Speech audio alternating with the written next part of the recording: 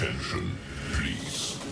The show starts in 10, 9, 8, 7, 6, 5, 4, 3, 2, 1, go.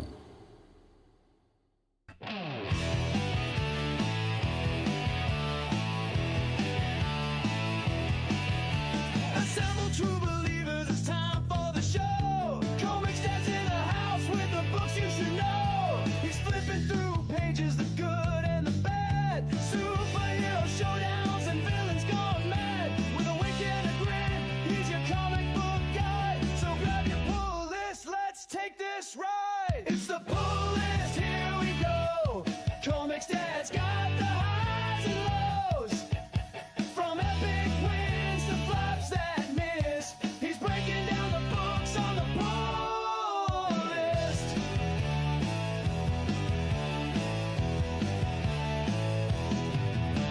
Superheroes, villains, and lore, he's got opinion you can't ignore. From indie gems to Marvel's might, ComixDad's here to set it right. Panels pop the story, so I'll tell you what's worth fighting for. Some books shine, some books fade. ComixDad's calling aim, it's the pull list, here we go. ComixDad's got the highs and lows. From epic wins to flops that miss, he's breaking down the books on the pull list.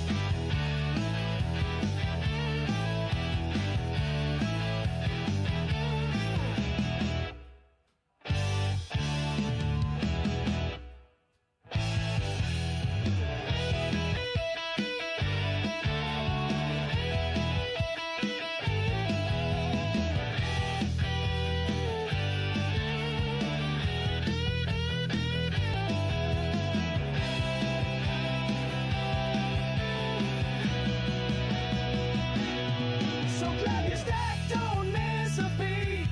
ComixDad's bringing all the heat. Tune in now, the verdict's in. The pull list, where the comics begin.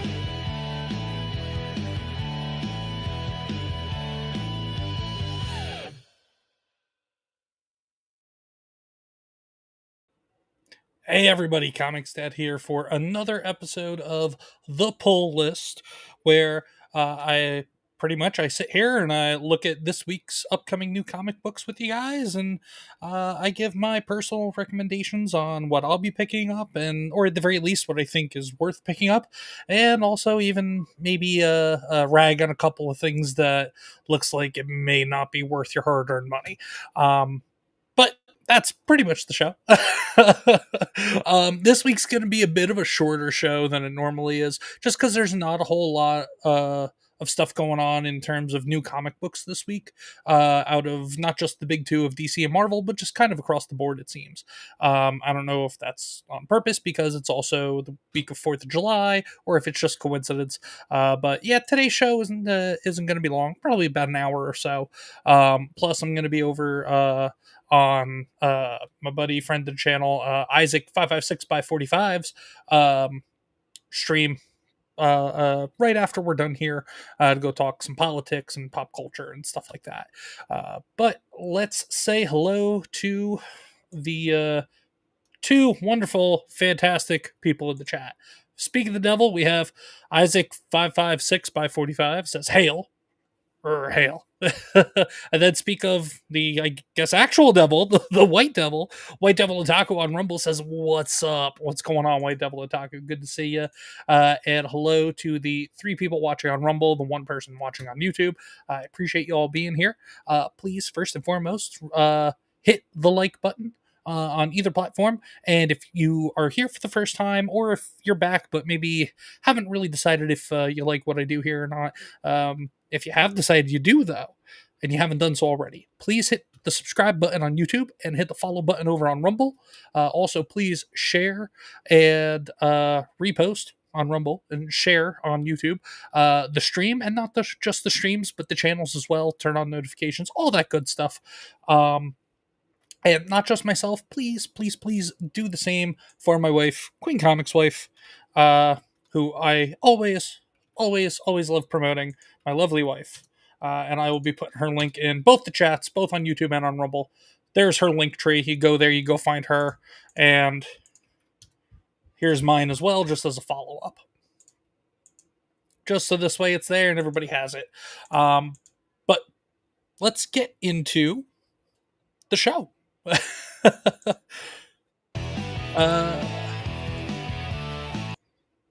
I forgot to turn that off from last time.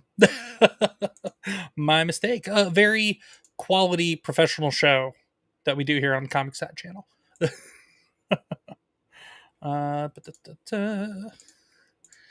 I'm going to pull it up. There we go. Okay, there it is. So, of course, as every week, I use League of Geek or leagueofcomicgeeks.com, and also they have a mobile app as well that I use for not just seeing what's coming up and adding to my personal pull list, but also to catalog my collection, mark things that I want that maybe are already out and they're back issues at this point technically, and also just to keep track of what comics you've read as well. I am not sponsored by League of Comic Geeks at all. I'm not paid by them. I love I love what they do. I love their website. I love their app. They are just great to use. But yeah, so let's take a look here though. So normally I would have just so I have 12 pulls this week, it says. Now I went ahead already and hit pull on the issues that I may not necessarily be picking up, but at the very least I would be recommending to people. Usually I kind of do that as we go through the show, but like I said, because there's not too much going on this week, I already took care of that. But before instead of going through like what I'm personally picking up this week, because again, I don't think I have anything I'm picking up this week really. Yeah, no, I don't have anything this week I'm picking up except for maybe the Fantastic Four number 50 facsimile edition. That might be the only thing I have coming out. But other than that, though, let's. Oh, that's right. Before we get into this week's new comics, I did want to give an update on a book that we mentioned last week. That was a new book last week. So there was this title out of Dark Horse Comics, Tramps of the Apocalypse. White Devil Otaku says, does Isaac have Rumble or is it only YouTube?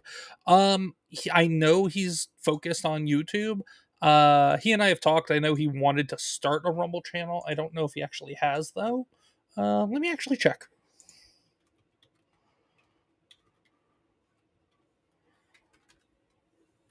Let's take a look. It does not look like Isaac has started his channel on Rumble just yet. But Isaac is on YouTube though. So, hey, Queen Comics Wife is in the chat, and she says, "Okay, I hate kid toys. I just stepped on a small ass toy. My foot." Sorry to hear that, Queen Comics Wife. If it's the Comics Kid number 2, remind her that I told her to clean her room earlier. And if it's the older one, well, I told her to do the same thing. So either way, they're wrong. They're at fault. Just remind them that they're supposed to be keeping their rooms clean, please. But anyway, as I was saying, last week we were talking about this book here, Tramps of the Apocalypse number 1. And by reading just the blurb, basically post-apocalyptic setting, men have taken over the planet. There aren't that they've captured and enslaved most women, but there's this group of 3 women that are going around and basically kicking men's asses and this, that, and the other. So at first I thought maybe it was going to be like a pro-feminism book, trashing on men, all that. But then I read the summary and there were words like, okay, like this part here, the summary was, well, all except for 3 super bimbos. Like, okay, then at that point I was like, maybe this is going to be a joke book. Like it's not going to be too serious, and maybe it's like over the top feminism, but because it's trying to be a parody. So I did not buy this because I did have very, very, very cautiously recommend it, kind of at everybody's own expense, buyer beware type of deal. Just because I couldn't tell from this if it was serious or if it was going to be a meme, basically. Uh, I read this. I found a way to. I read this at the comic book shop. I flipped, or at least I flipped through the first few pages of it. Um, and then I actually ended up finding it online, which I'll show you in just a second here. But this was, yeah, unfortunate. So it was. It's not to be taken seriously in terms of how over the top it is, but it's to be taken seriously in how pro feminist it is. Um, and the writer here, Alice Darrow, she also is the main artist. Yeah, so basically, if you bought this on my very cautious, hesitant recommendation, I do apologize. ComixDad channel is not responsible for any and all buyer's remorse cases of buyer's remorse when recommending, whether cautiously or very optimistically, comic book here on the channel, on the show. But it was a $4.99 book. It was a $5 comic book. This is not worth the paper that it was printed on, ladies and gentlemen. For those of you who are watching, let me just give you an idea. So this is just what the art looks like, and it looks like it was drawn by a somewhat talented 8th grader. And it's just, as you go through the book, like, here, hold on, let's see. Yeah, so there's these two men here. One looks dressed very World War II era, is safe to say, and then this one is wearing an all white wizard hat that also covers the face. So it's not just pro feminism. It's also pro emasculating men, because of this they took him captive. But also because it's also pro super lefty viewpoints, views on men, especially I guess straight Caucasian men. This book should not exist. It should be torn up, thrown in the garbage, and burned. What is it? You bloodthirsty criminals always forget about one thing: the good guy with a gun. Like, it's just the wording, the how they just depict everything in this is, and the art is just, like I said, it's very low quality. There was there's a page around here somewhere. Yeah, okay. So this is like, I guess this is the dude that's in charge, like the man king, but like also portrays men as stupid, because look at how wanted is spelled. WANTID. And really poorly drawn wanted poster. And at the bottom it says Biatch, BEEYOTCH. It would be funny if this wasn't just a big smear campaign against men. And especially, I'm assuming, right-leaning center right, and right-leaning men. This comic book is a travesty. It's atrocious. And if you see this at your local comic shop, ask the employee or the owner of your local comic shop why the hell they have this on their shelves. It is nothing but just extremist leftist trash. So yeah, I apologize. I formally apologize for making this a very cautious recommendation last week. I probably should have just trash boxed it, which is the worst. Which is the basically the worst type of recommendation I could give here on the show. Also, I need to work with some people on maybe getting some animations or some graphics done for positive and negative recommendations. But that's besides the point. White Devil Otaku, yeah, exactly. Throwing up all over the place. This is just a bunch of crap. So I apologize for that. Now that we've gotten that out of the way, though, let us get into now this week's new comics. So there's not a whole lot going on with Marvel. I mean, it looks like there's a lot here, which, I mean, to an extent there is, but not a whole lot that I'm excited about, which is the same old story with every week in Marvel. If it's not Ultimate Spider-Man or something from the new Ultimate Universe, I 9 times out of 10 will not give a damn about it. But we have here Ultimate Wolverine number 7. I have been reading Ultimate Wolverine. It is not my favorite thing, but it is good. The writing is pretty darn good. The action sequences and the artwork is really good. Like Chris Condon, the writer, Alessandro Cappuccino, that's a great last name, has been doing a great job with the artwork with this. Um, so Ultimate Wolverine is going to, at least for the foreseeable future, going to still be a pull list recommendation. Uh, so we'll give thumbs up on that Ultimate Wolverine. Let's go through the rest though. X-Men, nothing really. Modern day Marvel, modern day X-Men is good for the most part. So we're just gonna skip over X-Men. The Amazing Spider-Man #7. This guy on the cover is a new villain that they created for Spider-Man. He he's supposed to be like Ares from DC Comics. Um, and unfortunately, Joe Kelly is just not doing. He's just not doing any better than he's not doing any better than Zeb Wells did in the last volume of Amazing Spider-Man. Maybe a tiny bit better, but not by much. So Amazing Spider-Man, they I think unfortunately they either need to bring back some of the old guard, but the problem is editorial. It's always editorial, especially this jackass right here down here, this CB Cebulski. This idiot right here is the jackass that keeps saying, "Oh well, maybe Peter and Mary Jane will get back together one day, but it'll never be more than just a casual boyfriend girlfriend type of relationship." Like, mother effer, screw you. This dude hates everything traditional Marvel. Hey, Queen Comics wife, you okay? One of the children about to get in trouble, aren't they? I'm gonna give her this for the night. She won't stop slamming on the floor, stuff with Sophia. She's going home to bed. Oh yeah, hold on, guys.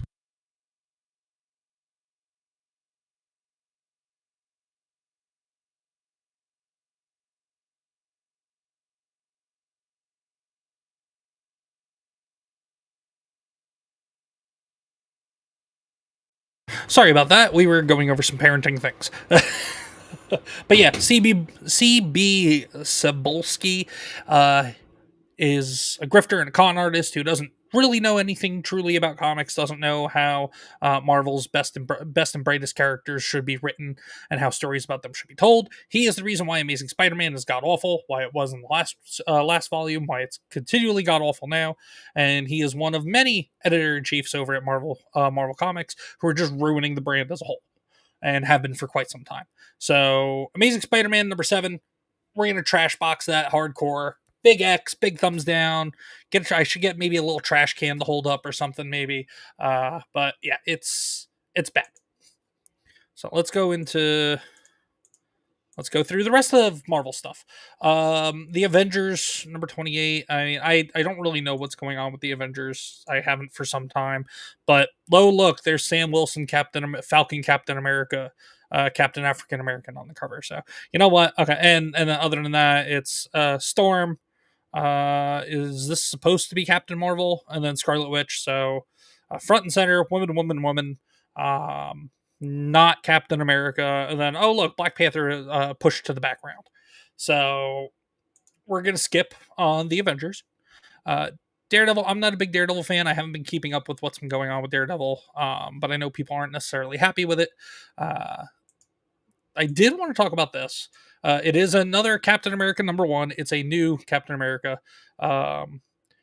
And I guess I don't know if this is just the first story arc at the top of the title that's at the top of the cover here. It says Our Secret Wars Part 1.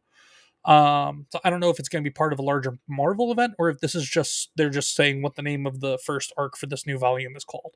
But it says, while Captain America slumbered to dice, the world will change for better or worse. Steve Rogers awakens, blah blah blah, for Captain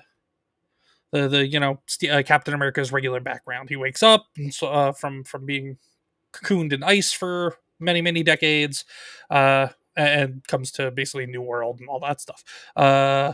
Secret subterfuge. Villains aren't so easy to identify. When a fledgling dictator named Victor Von Doom conquers Latveria, Steve faces a critical decision: adapt to a new kind of warfare or forge his own path.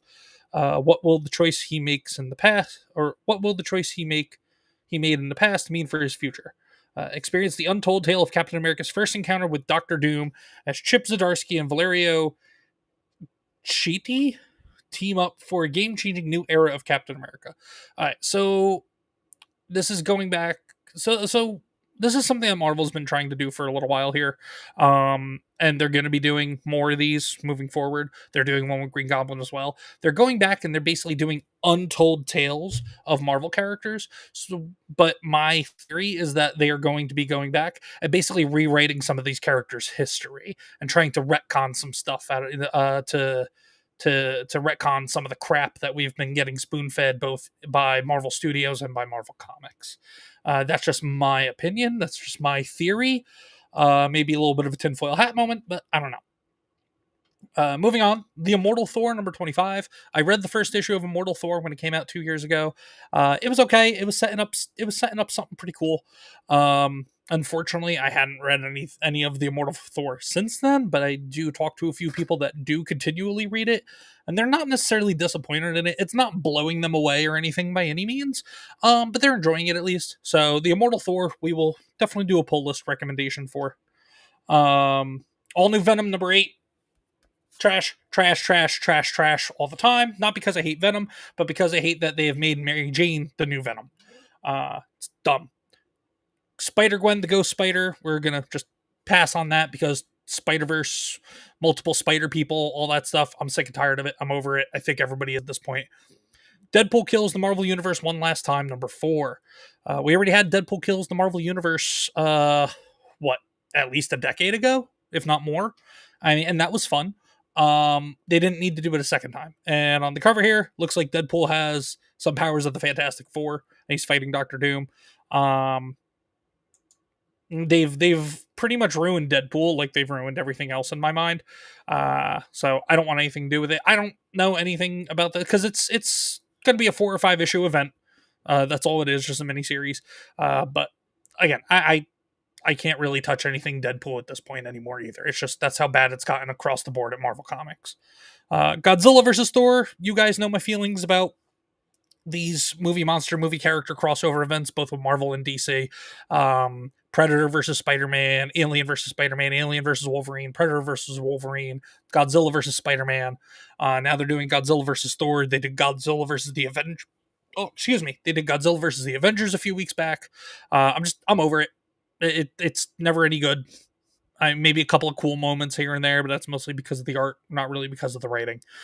So no, we're not going to buy that. Helverine number 8. So I did start reading this a couple of weeks ago. I read the first issue. It's interesting. It's definitely interesting. It has my curiosity piqued. I do want to read the next couple of issues just to see if it's got some staying power with me.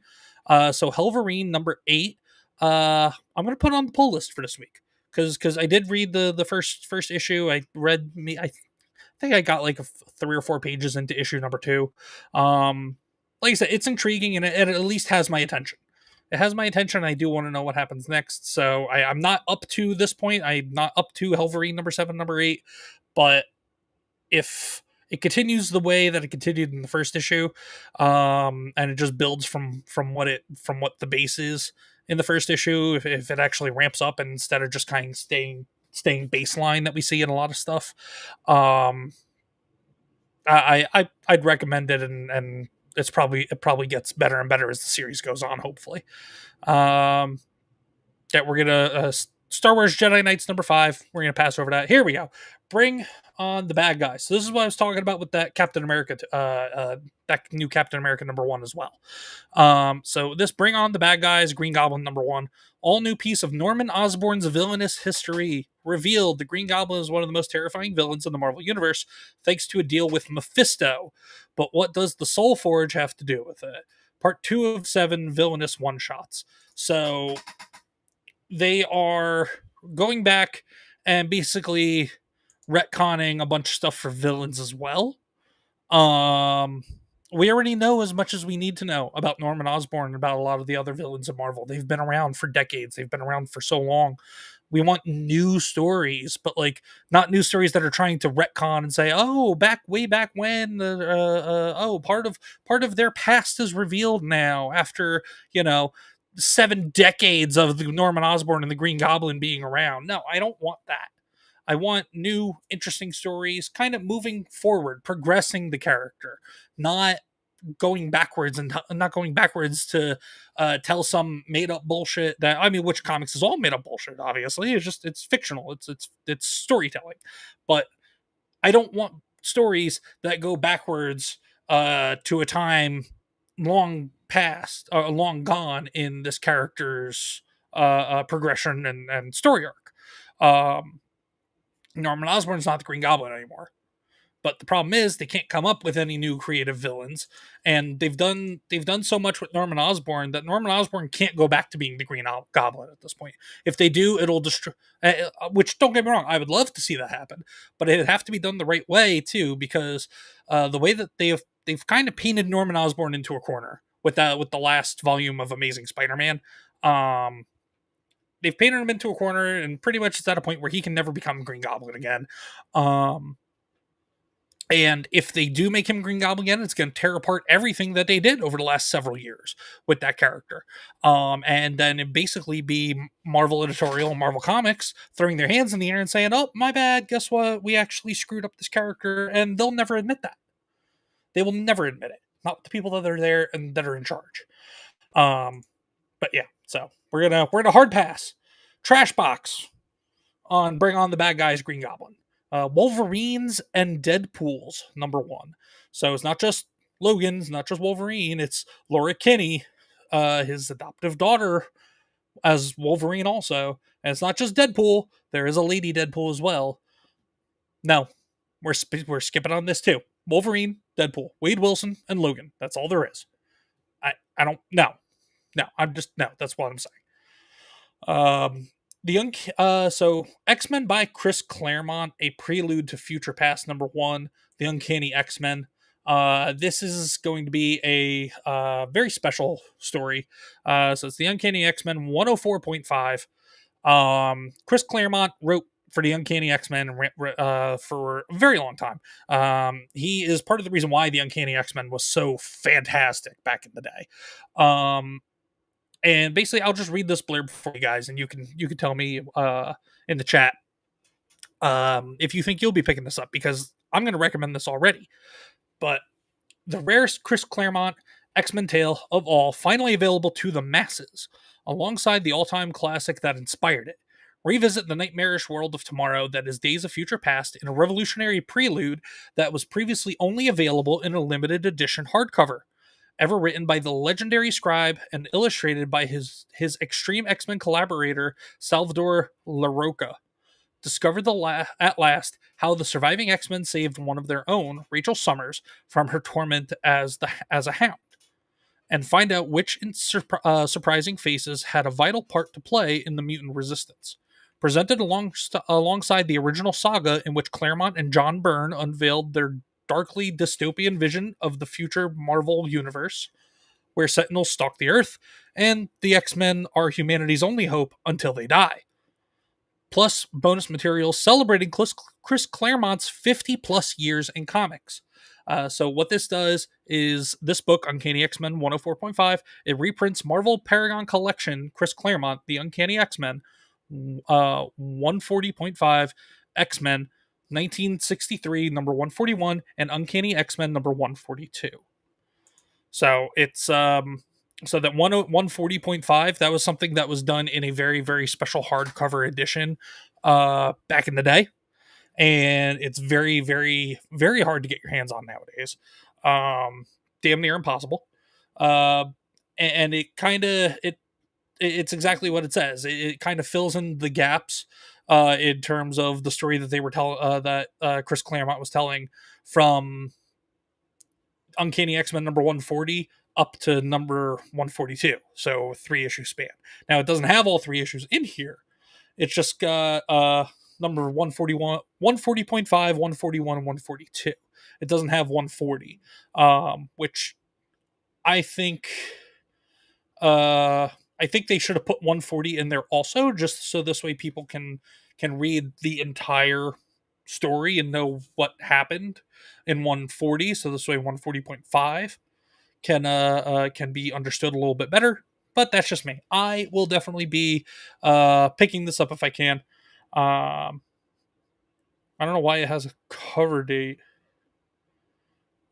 Releases July 2nd, but it says the cover date is September. So I don't get that. But anyway, yeah. But yeah, this the Uncanny X-Men, a prelude to a future past. This might be a misprint. It says 104.5 on the cover, but down here in the description it talks about clearly 141, 142, and this 140.5. So I don't know, but you know what? It's Marvel. Marvel makes all sorts of mistakes. Why not make mistakes in editing your covers as well? But regardless, though, I will say that this is a pull list recommendation, especially for those who are very big X-Men fans, especially if Chris Claremont's run with Uncanny X-Men. After that, we have the only other thing that's really worth grabbing on here, because the rest of this is all second printings of stuff that came out before over the last month or two. The only other thing on here that's worth noting is the Fantastic Four number 50 facsimile edition. If you've been here on the show before, or if you just know anything about comics, you know what a facsimile edition is. For those of you who don't know, a facsimile edition is basically this is the story from Fantastic Four number 50, which is part of the storyline of Silver Surfer and Galactus when they're first introduced in Marvel Comics and Fantastic Four. But this is basically a one-to-one reprint with including all ads that were ran in the comic and everything, because comic books had ads back in the day for many decades. But this includes all the original advertising that was in there and everything, all the original artwork, all that stuff. It's basically just a one-to-one reprinting, and it's at a modern day cover price of $5. So I wish they put the actual 12-cent cover price on the cover, and then just still keep the barcode down here, or maybe put the barcode on the back with the price of $4.99. That would be better in my mind. But that's not what they do for facsimile editions. It would just be cool if they did. But that is it for Marvel Comics, though. Before we get into our next publisher, which is going to be DC, we have White Devil Otaku saying, in defense of comic book shops, they may have thought it was something like Zombie Tramp, which was an awesome book. For Tramps to the Apocalypse. Yeah, I don't know. I mean, that is if if other comic shops got it. My comic shop got it just because there is one person that works there, and as sweet and nice as she is, she strikes me as somebody that would love that kind of story. So yeah, there's that. But let's get into DC. Not a whole lot going on in DC this week either. So we've got Absolute Green Lantern number 4. I'm not a big Green Lantern fan, but if you have been reading the other Absolute titles, Absolute Superman, Absolute Batman, Absolute Wonder Woman, Absolute Flash, and if you've been enjoying them, go ahead and check out Absolute Green Lantern. I'm not going to give it my recommendation, but I'm not going to trash box it either. Batgirl, I don't know anything about this. I'm not a big DC fan. I don't know anything about this run of Batgirl. I mean, the cover is cool. The costume is cool on her, but I don't know anything about it. Birds of Prey, I have never liked Birds of Prey. I have never liked the concept of Birds of Prey. That's just me. All female team. I could do without it. Probably trash box on that, but I don't pay enough attention to it to know more about it. So, JSA number 9, the good old Justice Society of America. I actually will put JSA on the pull list recommendation. It's DC All In. It's JSA, and it's just telling you the story of the JSA from back in the World War II era. That's all it is, or World War II, or that time between World War I, World War II. But the old timey JSA before Justice League, the Justice Society of America. I've always liked the art style of the JSA as well. But JSA, I don't think you can really go wrong with JSA for the most part. Although I could be surprised. We all could be surprised with modern day comics. But yeah, JSA number 9, though, we will pull list that. Resurrection Man, Quantum Karma #4. I don't even know who that is, so we're gonna pass over that. The Secret Six. Like I said, DC has never overly interested me really ever. Like the animated DC shows from back in the 90s and the early and the 2000s.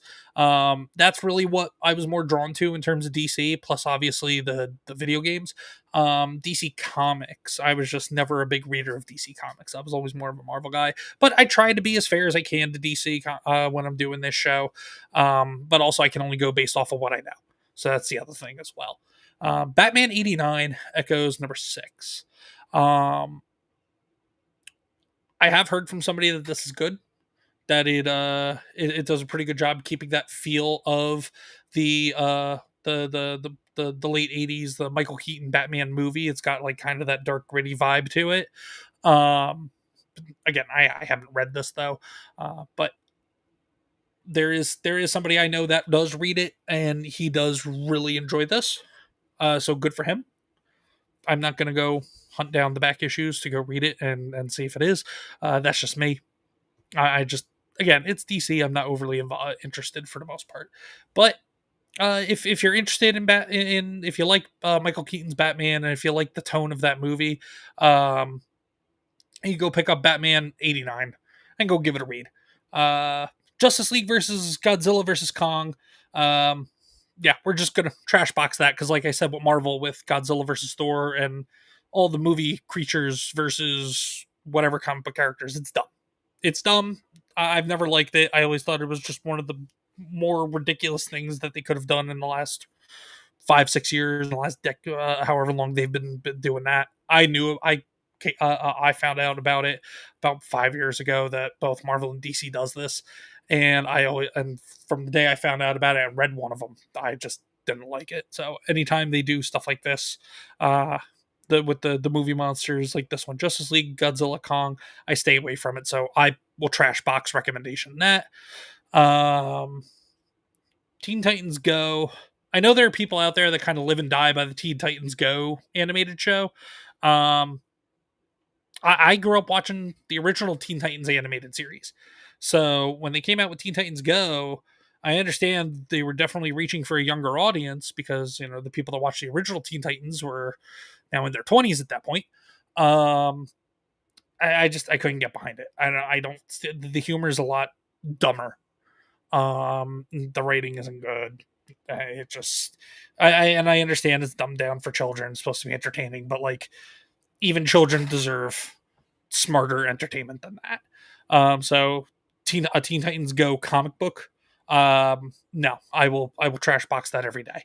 My older one, she watches Teen Titans Go every once in a while. I tell her, like, baby, listen, I know you find it funny, but there's so much other stuff out there that's funnier and it doesn't have as ridiculous and dumb humor. Like, I like dumb humor too, but I'm also an adult. I don't want my brain rotted by dumb humor. I don't want my daughter's brain rotted by dumb humor. While she's still, absorbing and her brain is still developing and learning what actual humor is. When she gets older, yeah, okay, enjoy dumb humor. Why not? But that's just me. I don't know. Maybe I'm being too extreme on it. I don't know. Just Teen Titans Go has always been stupid in my mind. So, and then we have more printings of Absolute Batman #2, Absolute Wonder Woman #2, and Absolute Superman #2. Same thing I said with Absolute Green Lantern up here. If you like the Absolute series, if you like the Absolute universe, and you haven't picked up #2 of any of these titles, this is your chance to pick up 5th printing of Absolute Batman #2, 4th printing of Absolute Wonder Woman 2, and 3rd printing of Absolute Superman 2. So go ahead and go get them if you want. I've read each of them. Absolute Batman, I wasn't super fond of. I mean, it was okay. Absolute Superman and Absolute Wonder Woman were better in my mind. So I might actually go pick these up just so, because I did read the number ones. So I may go pick these up. I don't know. But that's DC Comics, ladies and gentlemen. We're gonna be moving along here. We're going to Image Comics now. So The Walking Dead Deluxe. I didn't even know they were still printing Walking Dead. So if you're a Walking Dead fan, you like zombies and all that stuff, cool, go get this. Out of Image Comics. The Walking Dead was kind of ruined for me by the TV show. After the second or third season, it just got dumb and I stopped watching. And then I didn't. I know everybody says the Walking Dead comic is better than the TV show. The TV show kind of ruined any desire I had to pick up and read the Walking Dead comic books though. Scorched. If you like the Spawn universe, Scorched, you can go pick that up. It's another Spawn universe character that has Spawn's abilities. Another Spawn that isn't the Prime Universe Spawn or whatever. People seem to like it. The Scorched has been going on for 42 issues. Yeah, I don't have anything more to say about that. Medieval Spawn, I will put it on the pull list recommendation because I did read number 1, and it was pretty cool. And I'm sure Medieval Spawn was probably referenced at some point either in Spawn, the main Spawn series, or in the Scorched, because the Scorched is like it tells the story of like the team of various Spawn characters, which are all Spawns themselves. But again, I don't read the Scorched, but I just picked up Medieval Spawn because the first one, on the issue number 1, the black and white cover was badass. But also, I like medieval stuff. I like fantasy and dragons and knights fighting monsters and all that stuff. So I figured to give it a shot. And it was cool. It was a really good read. I actually do need to read number 2. I have it. I just need to read it. I haven't read it yet. But Medieval Spawn number 3, I will put it on the pull list recommendation. G.I. Joe, this is issue number 318. So the main G.I. Joe storyline, again, people seem to love it. I have not read it. It's one of these things I want to get caught up on one day, but it's 318 issues now that I have to read. I will get to it eventually. As I say with a lot of things, as I say about the backlog of video games I have to play as well. But I have been reading the Energon Universe G.I. Joe. That's been good. But yeah, go ahead and pick up G.I. Joe, Real American Hero number 318. Why not? So I don't know why I have, oh yes. So, Sisterhood, a Hyde Street story number 1. So for anybody who's unaware, there's a conglomerate of writers and artists, that have been putting out, various titles, over at Image Comics, but they all work together and they call themselves Ghost Machine. And all the titles they put out, they make sure they have, here, I'll pull this up actually. So if you see right here, right underneath where it says Image, it says Ghost Machine, and then it says Hyde Street under that. So Ghost Machine is basically the banner that several titles at Image all fall under, because they're all created by several people within this larger conglomerate of comic book writers and artists. So titles under the banner of Ghost Machine include Geiger, Redcoat, Rook Exodus, Hyde Street, Halo and Hornsby, the Rockefellers. So Hyde Street is a series that's a little more dark, paranormally, monsters and creatures and stuff like that. So Sisterhood is apparently a Hyde Street story. I haven't read Hyde Street just because that's not my cup of tea. But Queen Comics' wife likes that kind of stuff, and I actually do want to get her Hyde Street. I want to find her some back issues of Hyde Street so she can read them, because I think she would like it. But apparently Sisterhood is a Hyde Street story, so I guess it was touched on in, I guess, this undead bride or whatever here on the cover here. I'm assuming her story was told in an issue of Hyde Street, and people must have reached out to the creatives under the Ghost Machine banner and said, hey, listen, we really love this, we want to know more. So they went out and I guess are doing a mini series or just a one shot of this character, and I guess more about her story from the Hyde Street main title. But yeah, if you're into supernatural stuff, ghosts, undead, monsters, stuff like that, check out Sisterhood, Hyde Street story number 1, and check out Hyde Street while you're at it as well. We're going to move on down to... this will be the last one that we look at for Image. Gehenna... What's that? Get that out of there. Gehenna, Naked Aggression number 1. This is on my pull list for the week. I don't know if I'll actually pick it up or not, but I was reading it and it does seem like something that would at least be interesting to somebody out there, in a good way. But let me just read the blurb. There's a contract out on Gehenna, but she's managed to stay alive long enough that the contract has been resold several times as consolidated debt between criminal organizations. Now she intends to put a stop to the chain of custody on that contract with a bullet. Series creator Patrick Kindle from Frontiersman and Marco Ferrari from Scarlet and artist Maurizio Rosenzweig, who worked on Dylan Dog, bring you nonstop action inspired by Gun Honey and Electra Assassin. So basically, it's kind of like a bounty hunter slash hitman slash assassin, probably a John Wick esque type of thing. I mean, people like that genre of stuff. I know I do. And I don't have a problem with it being a female centric character as long as, female centric characters are done properly. And she's not just, oh, well, she's the greatest of all time. And she's the GOAT. She's the Mary Sue. She's the Ray Palpatine. She's just going to do all the things and not get hurt or wounded or be up against any real challenge in the process. So if it's not like that, then I could see this picking up some traction and being maybe pretty well received. So with that, I'll give this a pull list recommendation. Oh, excuse me, Gehenna Naked Aggression #1 out of Image Comics. And then the other thing out of Image is just I like to go over the reprints. So Transformers #18, they're doing 2 reprints. It's the second printing with 2 different covers. One Autobot cover with Megatron without the arm, with a laser beak attached to his optical sensors. So this way, Laserbeak is being used as a set of eyes for him, as what happened at the end of issue 18. And then you got Transformers over here, an Autobot edition. I can't tell who that is. I can't tell what Autobot that is on the cover, to be honest.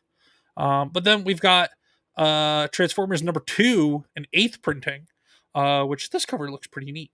But yeah, anything Transformers, basically Skybound / Image Comics Transformers.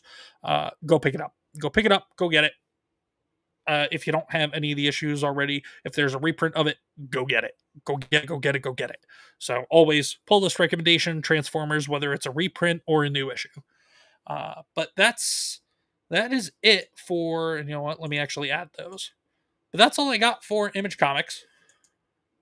Boom Studios is actually the last one we're going to cover. Because, like I said, guys, there's not a whole lot going on in comics this week. Hey, Mid Iowa Gamer over on Rumble says evening all. What's going on, Mid Iowa Gamer? Good to see you, brother. Hope you're doing well, man. But over here, a couple of things that I don't really necessarily care about, and a couple of things that I do care about. So I don't even know what this is. The Killer Affairs of the State 2. So I'm guessing, and this is issue #2. So I'm guessing this is a second volume of an already existing story. Don't know much about it. Never heard of it before. So we're just going to skip over that. Dune. I am not a fan of Dune. I watched the first movie. It kind of bored me. I've never read the book. And the fact that they're doing comic book series, plus there's that MMO that's out right now for it. Dune was called Dune Ascension or something like that, or Dune Awakening or something.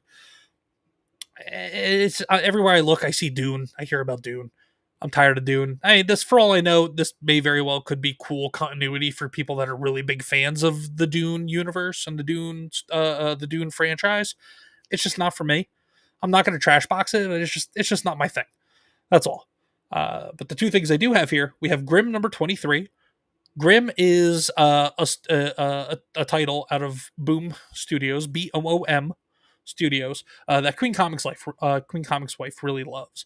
And Queen Comics Wife, if you want, go ahead and talk about Grimm on your stream tomorrow night. Or either that, or you can do stream on your stream Wednesday. Actually, you can go talk about it, because we can go to the comic shop on Wednesday and pick this up, and then you could talk about Grimm.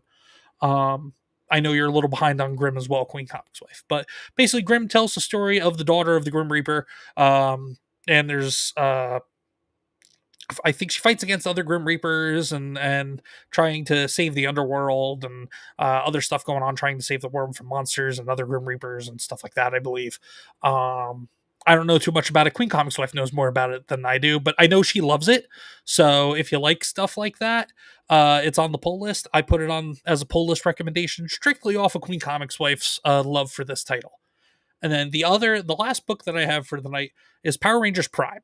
Out of Boom Studios. Now, I need to read Power Rangers Prime. I don't know anything about this series, but the reason why I'm highlighting it this week specifically, because last week we had VR Troopers #1 come out of Boom Studios. And that VR Troopers story is apparently is going to be playing into this Power Rangers Prime title.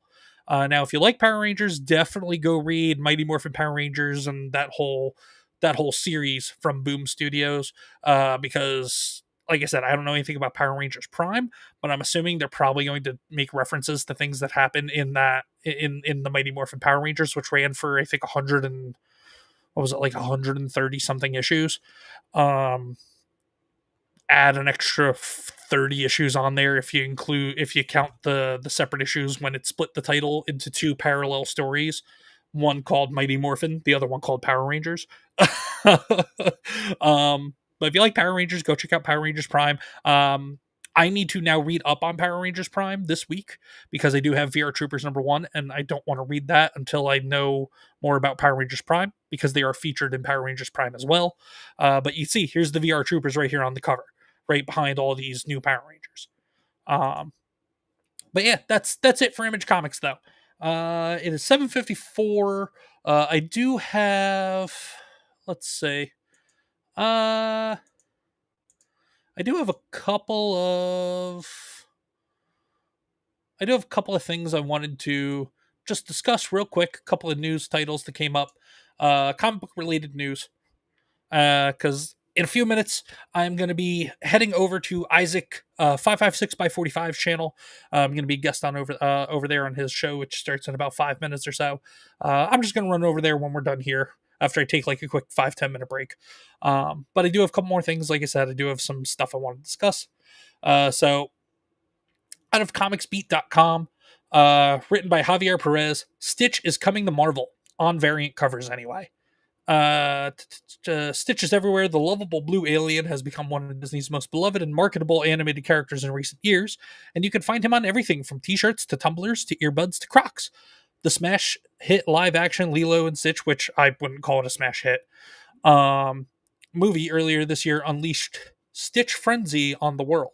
Corporate synergies being what they are, why can't Stitch come to Marvel? And so he has. So Stitch is, Amazing Spider-Man #11. He's going to be featured on a bunch of variant covers, probably for the next few months. Captain America, the Avengers, Fantastic Four. Oh, that just looks like crap. This one looks kind of funny.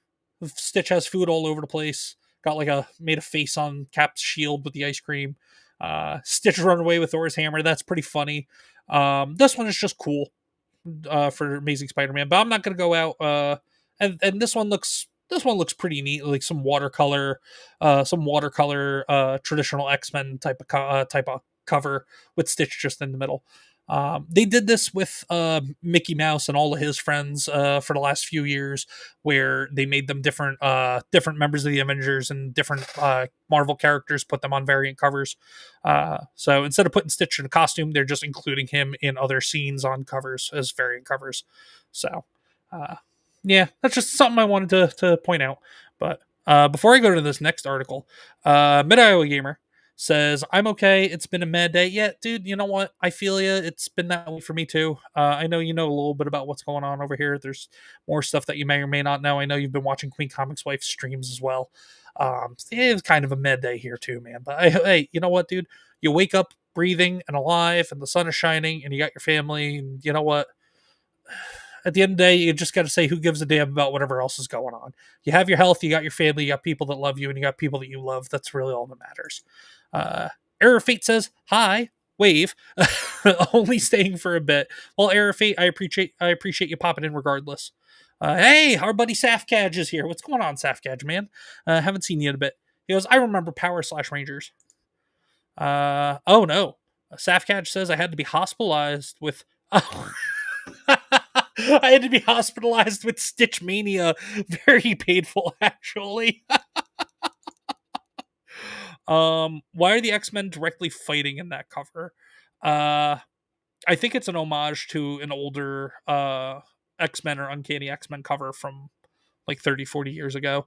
I could be wrong. Or I'm sorry, not 30, 40, for like 40 or 50 years ago. I could be wrong though. I don't know. But I'm going to avoid all those because I don't read those current titles anyway. And I'm not going to go out and buy them just because Stitch is on the cover, even though Stitch is one of my favorite Disney characters.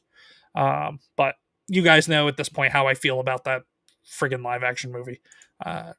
Mid Iowa Gamer says true that. No, for sure, man. That's all you can do. Safcadge says, what a hit. Queen Comics Wife says, it's so lonely. What's so lonely? Oh, all by myself. You know what, Queen Comics Wife? You can come in here. Stop it. Stop it. Safcadge says, "Did you get the farting comic? The Harley Quinn farting comic? No, I didn't. I didn't get it. That came out like 4 or 5 months, like 4 months ago, or 3 months ago, something like that. But no, I did not get it. But I did read it. But I was not paying money to read it. I found a way to read it without having to pay money. And it was everything that I thought it would be and worse. I almost actually threw up a couple of times. It was disgusting. Safcadge, crying face. Queen Comics Wife, no, I can't. I'm forbidden from entering the Troll's Cave. Really? I'm a troll now? Really? You know what, Queen Comics Wife? You can get your ass in here. You can hang out with me and Isaac and whoever else is on his panel. Cut it out. Get back here. But anyway, let's get back into this other article of comic book news, and then we'll wrap up the stream. But yeah, Kirkman and Mora take over Transformers with issue number 25. The pair succeed Daniel Warren Johnson and George Corona, whose run ends in September. Yeah, this is a little upsetting to me because, as you guys know, I love what Image and Skybound are doing with Transformers. Daniel Warren Johnson has been doing a phenomenal job with the storytelling. It's been very grounded, it's even more. I'm even more emotionally invested in Transformer in the Autobots and Decepticons now than I was watching the animated series in syndication as a kid.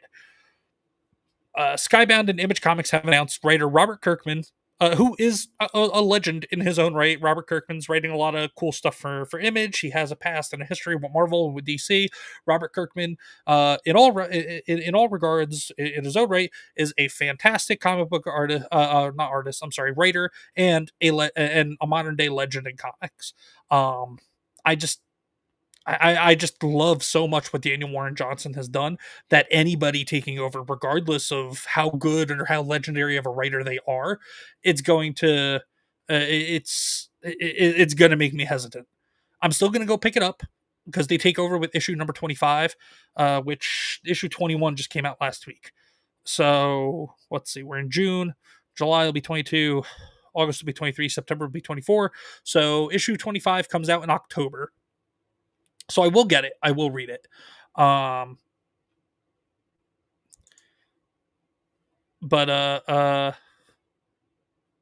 it's hopefully it'll still be good. That's just me. The cover art that they've released for it is fantastic. The cover art's going to be awesome. It has me excited about that, especially this cover.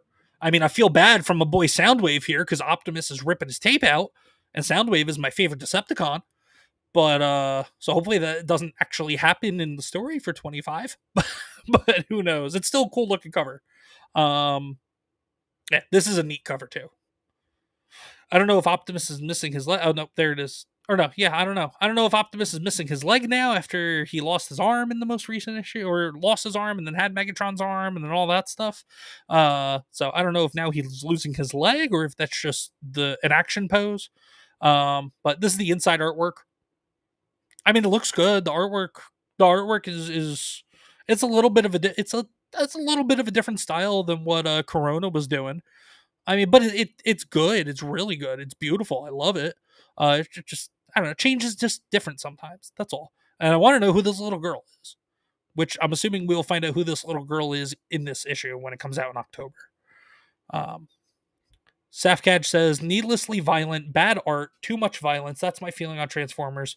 But bonus, no non-binary Transformers thus far. Now, are you talking about the same Image Transformers that I'm talking about?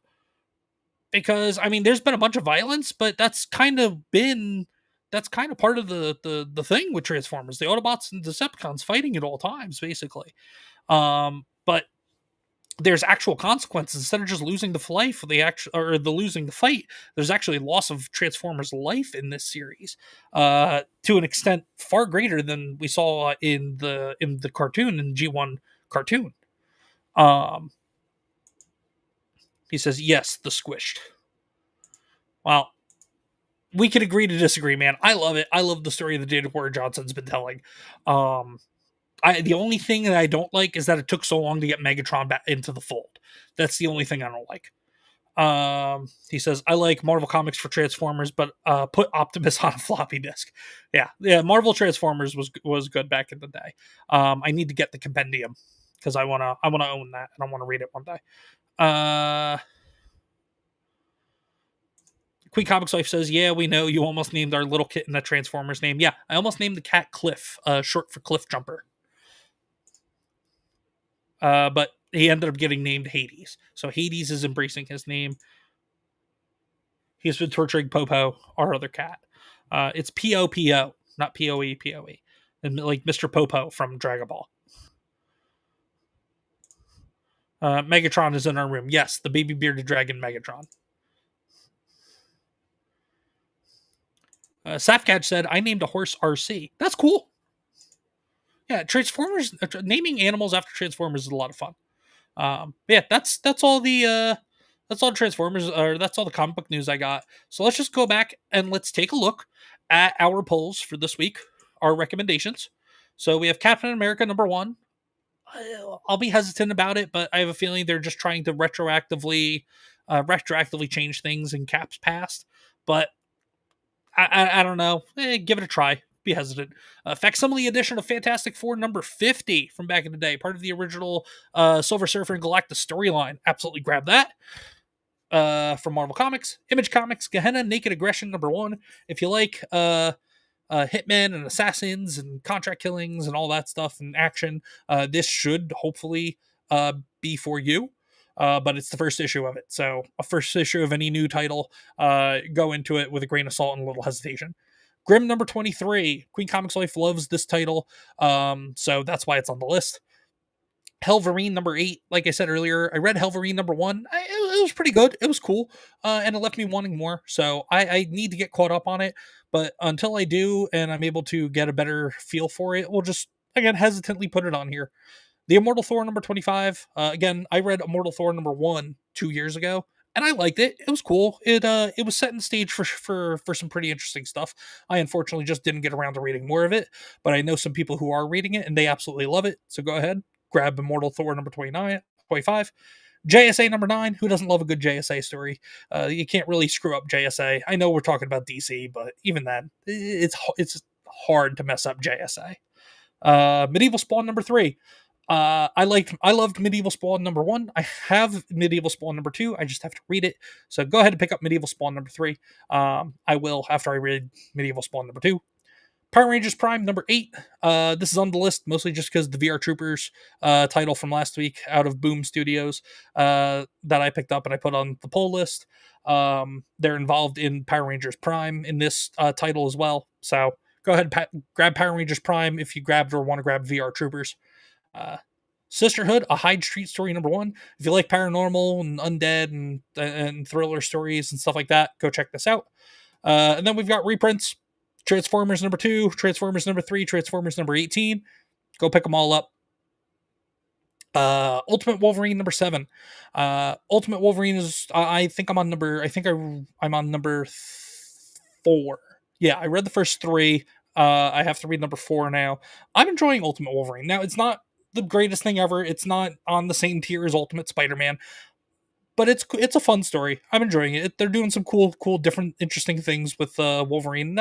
And since it is the new Ultimate Universe, the new Ultimate Universe, they can afford to do different stuff like that. And if you know about the events that have happened in this new Ultimate Universe up to now, you'll understand some of the things that are happening in this book, and you'll understand why I'm saying that. And then the last thing is just Uncanny X-Men.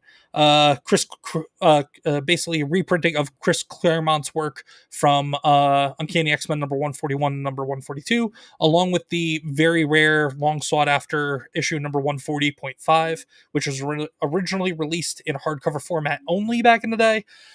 They're putting that story in 141 and 142 into a book together, and just with an updated modern title, a modern cover. Before we get going, a couple of things I do want to bring to your guys' attention. Go check out friend of the channel, Webb, and his website, Dreams Uncharted. That's his publishing title for his comic books that he's doing. Go support him over there. He is a per page funding operation. He's got his title, Marauder, the Rogue Wave Pirates. He's got his other title, High Treason League, which issue number 3 he's going to start putting pages out for that sometime soon. But he also has 2 new titles coming. One called Snipe Hunter, which is going to be more high fantasy action type of story. And then he also has an all ages creature capture title that's coming out probably later this year called Xenozoans, where there's kids whose parents are. I'm trying. This is all off the top of my head. Their parents were part of some science team on another planet, and they ended up leaving the planet. The kids accidentally ended up getting abandoned, and they came across some technology, wearable technology that they're basically capturing creatures. It's kind of like Pokemon, but in space on an alien planet. But it looks cool. The art is fantastic. I actually have it here. These are just the main characters and their main Xenozoan partners. This one's my favorite. The design for the kid looks cool. The design for this raptor-inspired creature is awesome. But go check out dreamsuncharted.com. Go follow Webb on his X page, Dreams Uncharted, as well. And he'll be releasing the first couple of pages of Xenozoans once it's ready later this year. The other thing you should go check out is Psychic Sam, being funded on Kickstarter, written by comic book legend Mark Miller and art done by other comic book legend John Romita Jr. Psychic Sam, Volume 1 of 3. They already have this. They apparently already have a deal to turn this into like a Netflix movie or a series or something like that as well. Maybe not Netflix, but turn it into a movie. 8 days to go left on the crowdfunding. Go fund this. As long as I am able to, I'm going to. I wish I can. I would like to. Maybe if somebody wants to, maybe donate to the channel an awesome new indie book that I could read and do a review on. That'd be cool. But no. If I'm able to fund it, I will, and I'll grab it. But if not, it is what it is. Other than that, though, guys, I appreciate y'all for being here. Be on the lookout for next week's show. We will be back next Monday for the poll list again. Stop by here on the ComixDad channel on Thursday, this coming Thursday, 7:30 p.m. Eastern Time. My guest will be founding member of the GCA, Mo Zamboni himself. He is either currently or just finished up doing the Monday Hangover stream with Jay Drunk 3PO, Jonas J. Campbell, and other people over there on the Drunk 3PO channel. So go check that out. Go check out the GCA. But Mo Zamboni will be here on Thursday. Friday, I don't know if I'll be doing a stream because it's 4th of July. Probably going to be going seeing fireworks if we can find any fireworks displays on actual 4th of July. But also, I've been doing gaming streams of Liza P, which I started yesterday. I'm going to keep doing those for a little bit. So keep a lookout for those as well. Follow me on X. My link tree is in the chats. If you scroll back, you can go to my link tree. All the links there for the YouTube channel, the Rumble channel, the X account, my Criticalist reviews profile, various ways you could donate to the channel as well are also included in there. But go check all of it out. What else we got? Check out Queen Comics Life's channel. Her link tree is in the chat as well. Go follow her on Rumble and subscribe to her on YouTube. Also follow her on X. She's going to be streaming tomorrow night, doing her regular stuff, talking with the chat, hanging out, talking about life and current events and all that stuff. What else? I think that's it. But, all right, everybody. Well, this has been, I'm ComixDad. This has been another episode of The Poll List. A bit of a short one this week, like I said, because not a whole lot going on in terms of new comic books this week. But I'm going to get going because I'm going to go grab a quick snack, take a quick bathroom break, and then I will see you guys over on Isaac's channel. You know what? Let me grab, did he start the show yet? He did start the show. So let me grab the link. And you guys go check out Isaac. Tell him ComixDad sent you. And you can also tell him I'll be right there. But until next time, everybody, until Thursday, this is ComixDad saying, be good to yourselves, be good to each other, support your local comic shops, support independent comic creators and support small content creators like myself and like Queen Comics Wife and many other friends of the channel, Isaac 556 by 45 included. So go ahead, head on over there to Isaac's channel, tell him the ComixDad sent you, and also tell him that I will be there shortly. But thank you so much, everybody. You have yourselves a wonderful night, and I will see you next time.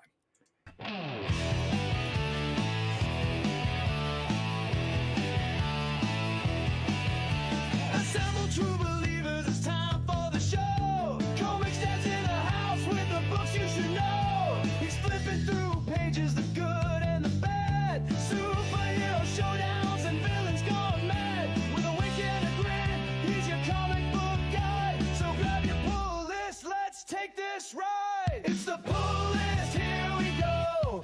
ComixDad's got the highs and lows. From epic wins to flops that miss, he's breaking down the books on the pull list.